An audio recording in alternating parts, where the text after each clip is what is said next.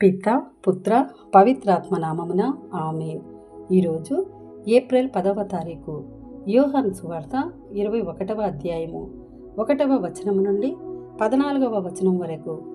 పిమ్మట యేసు తిబేరియా సరస్సు తీరమున శిష్యులకు మరలా దర్శనమిచ్చెను.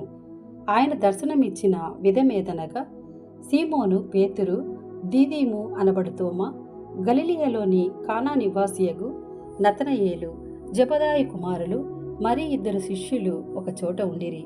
సీమోను పేతురు వారితో, నేను చేపలు పట్టబోచున్నాను అని పలుకగా, వారు మేమును నీ వెంట వచ్చేదము అనిరి. వారు బయలుదేరి పడవ ఎక్కిరి. కాని ఆ రాత్రి అంతయు వారికి ఏమీయూ దొరకలేదు. ప్రాతకాలమున యేసు సరస్సు తీరమున నిలుచుండి ఉండెను. కాని శిష్యులు ఆయనను గుర్తింపలేకపోయిరి. యేసు వారిని, బిడ్డలారా, మీ యొద్ద తినుటకు ఏమైనా ఉన్నదా అని అడుగగా, లేదు అని వారు బదులు పలికిరి. అప్పుడు ఆయన వారితో, పడవకు కుడివైపున వలవేయుడు, చేపలు దొరుకును అని చెప్పెను.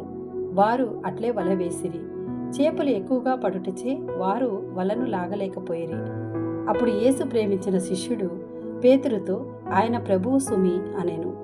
ఆయన ప్రభువు అని వినినంతనే వస్త్రహీనుడై ఉన్న సీమోను పై వస్త్రములు చుట్టుకొని సముద్రములో దూకెను.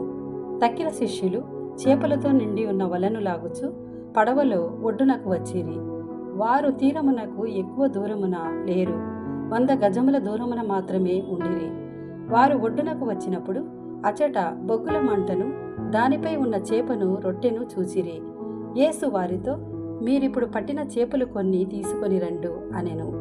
సీమోను పేతురు పడవని ఎక్కి 153 పెద్ద పెద్ద చేపలతో నిండిన వలను ఒడ్డునకు లాగెను. ఇన్ని చేపలు ఉన్నను ఆ వల పెగులలేదు. వచ్చి భుజింపుడు అని యేసు వారిని పిలిచెను. ఆయన ప్రభువు అని వారు ఎరుగుదురు కనుక శిష్యులలో ఎవ్వడను నీవెవడవు అని ఆయనను అడుగ సాహసింపలేదు. యేసు వచ్చి రొట్టెను తీసుకొని వారికి పంచి పెట్టెను. అట్లే చేపను కూడా వారికి పంచి ఇచ్చెను.